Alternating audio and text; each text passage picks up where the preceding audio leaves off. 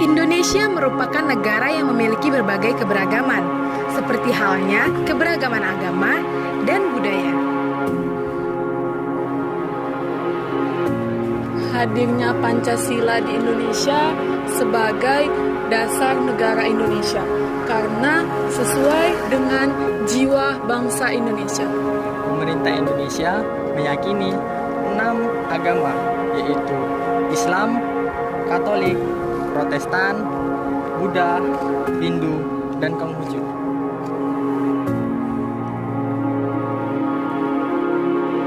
Begitu pula dengan nilai-nilai di dalam Pancasila sebagai dasar negara yang terkait dengan ciri khas kehidupan masyarakat Indonesia. Yang mengandung pengertian bahwa bangsa Indonesia mempunyai kebebasan menganut agama dan kepercayaannya masing-masing, serta menjalankan ibadahnya sesuai dengan ajarannya masing-masing, bertoleransi, dan menghormati one another. Untuk itu, mari ikuti kami untuk mengetahui bagaimana tanggapan masyarakat sekitar mengenai Pancasila dalam sila pertama. Kami dari kelompok 1 Pancasila membahas mengenai tentang sila pertama dari Pancasila. Saya Fitra Aulia Rahab. Saya Divani Atalia. Saya Ferry Silda Toro. Saya Adea Adela. Saya Diki Wahyudi. Selamat menyaksikan. Kota baru gunungnya bagaikan unggah manapun di Sangkara, unggah manapun di Sangkara.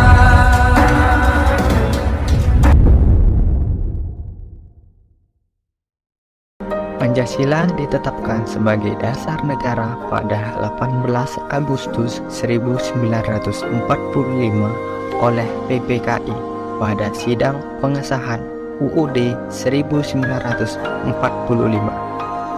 Dalam sidang tersebut, PPKI mengesahkan Undang-Undang Dasar 1945 yang dimana terdapat rumusan Pancasila sebagai dasar negara pada alinea keempat pembukaan UUD 1945. Lambang Pancasila adalah Garuda. Pancasila yang berwujud burung Garuda.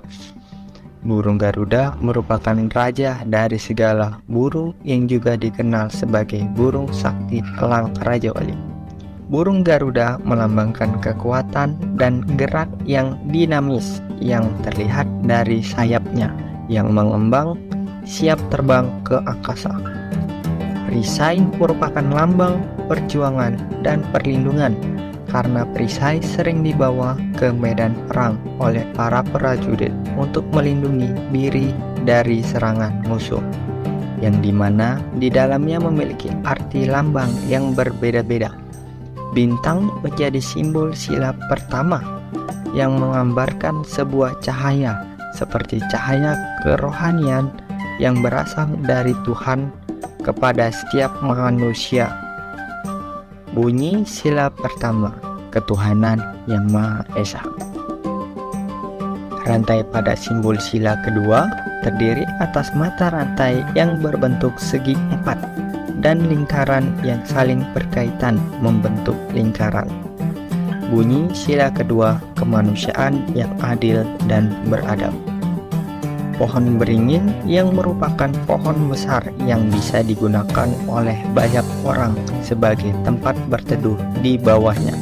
Bunyi sila ketiga, persatuan Indonesia.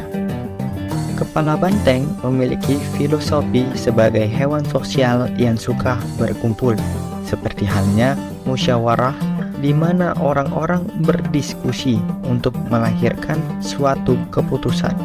Bunyi sila keempat, kerakyatan yang dipimpin oleh hikmat kebijaksanaan dalam permusyawaratan perwakilan.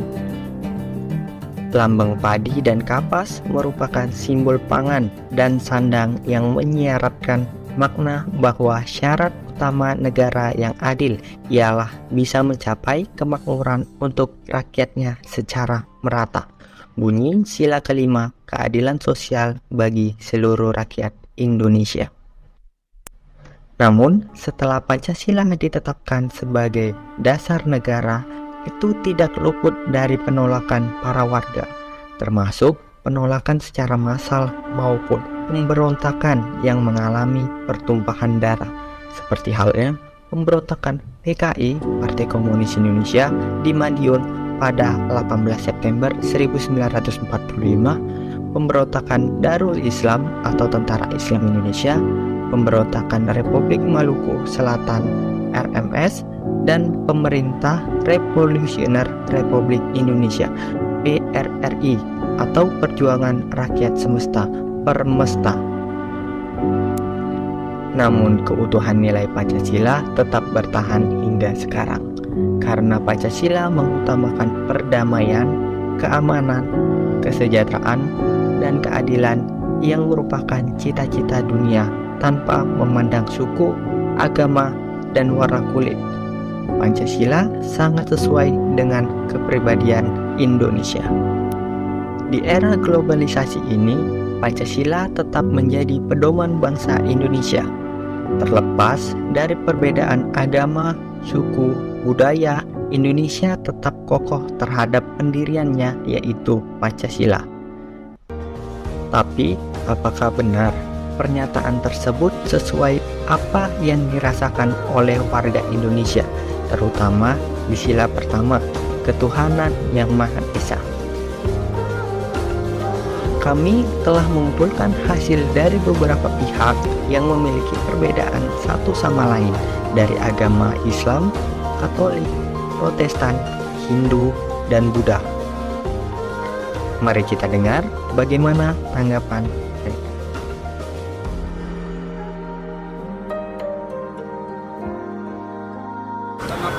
Tuhan itu Maha Esa, yang wajib disembah dia. Jadi wajib sholat. Kalau nggak sholat berarti nggak tunduk kepada Allah ini. Kalau untuk ketuhanan yang Maha Esa ya kita tetap mengabdi kepada Tuhan. Ya, kalau untuk ajaran itu kita selalu mengajarkan norma-norma agama. Jadi kalau menurut saya agama Hindu ya saya mempercaya agama saya walaupun saya harus menghargai agama lain. Menurut saya kalau ketuhanan yang Maha Esa itu membebaskan setiap manusia atau setiap orang yang ada di negara Indonesia untuk memiliki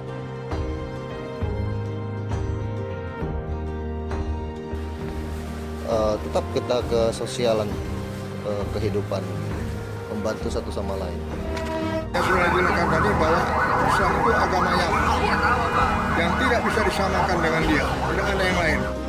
Ya kita harus saling menghargai satu sama lain walaupun berbeda-beda agama, tapi kita harus tetap satu walaupun banyak agama lain yang berbeda dari agama saya.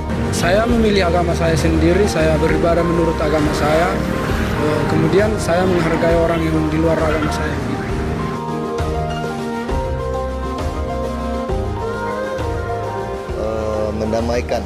Mendamaikan dan memberi satu pengertian bahwasannya itu semua agama sama. Ya. Akan mempengaruhi situasi salah satu agama tersebut atau keduanya karena konfliknya kan antara dua-duanya. Jadi mungkin akan mempengaruhi ajaran ataupun nanti pendapat orang di dalam agama tersebut. Kita harus saling mendapatkan pendapat satu sama lain untuk menyelesaikan konflik tersebut. Jangan timbulkan konflik lah, karena kita ini ada sila yang lain, persatuan Indonesia. Agak miris ya kalau ada perbedaan-perbedaan gitu atau ada masalah. Soalnya kan sudah jelas diatur di undang-undang gitu. Kalau perbedaan perbedaan agama itu nggak apa-apa gitu.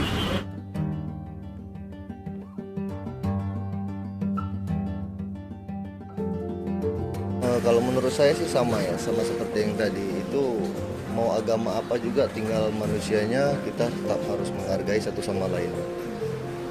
Ya, menghormati dia dengan cara kita tidak ganggu dia. Dia mau berbeda silahkan aja, kita pun jangan berubah. Saya sendiri ada les, jadi di tempat les saya juga ada banyak yang beragama lain. Saya sendiri biasa-biasa aja sih. Kalau misalnya ngomong sama agama lain ya dijauhi topik yang sensitif untuk agama. Harus saling menghargai gitu. Kayak jam mereka sholat, kita ya misalnya kita lagi ada pesta atau apa, ya kita tetap menghargai, kita hentikan dulu sejenak baru lanjutkan setelah mereka selesai sholatnya gitu. Cara saya sih menghargai orang lain. Contohnya sekarang ini kan sedang bulan puasa, bulan suci menurut agama Islam kan. Saya menghargai orang yang berpuasa atau begitu.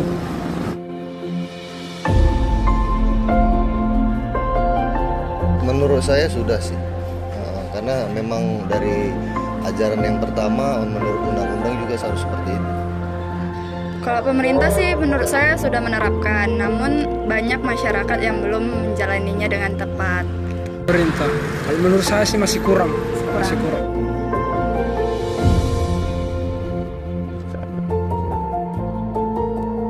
Assalamualaikum warahmatullahi wabarakatuh. Shalom, salam sejahtera bagi kita semua. Om Swastiastu. Namo Buddhaya.